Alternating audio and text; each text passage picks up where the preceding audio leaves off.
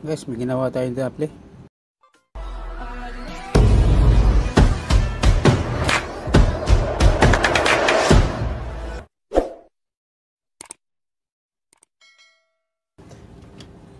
Pag kinabitan natin ng resistor, nasusunog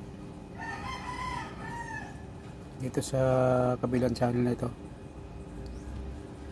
Pagka kinabitan na natin ng resistor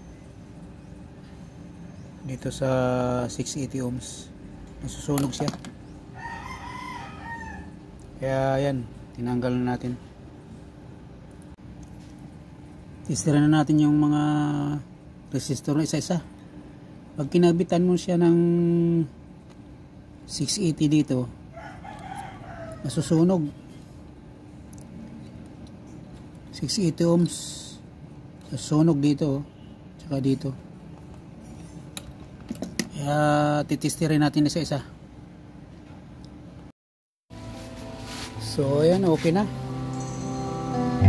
Okay na yung ginawa natin. Binilik na natin yung mga resistor isa-isa. Kasi dito yan, di na nasusunog. Okay na siya. Hindi na siya tumunog.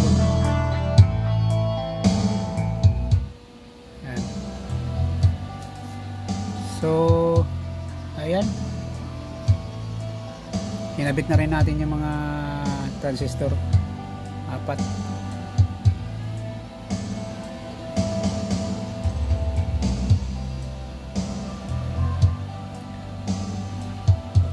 May nag-leak pa rin na resistor, kaya tumaas yung voltahe.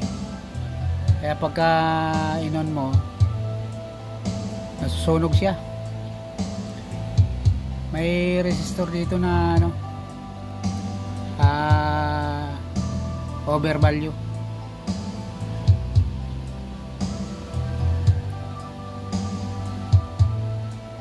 So ayan, good na.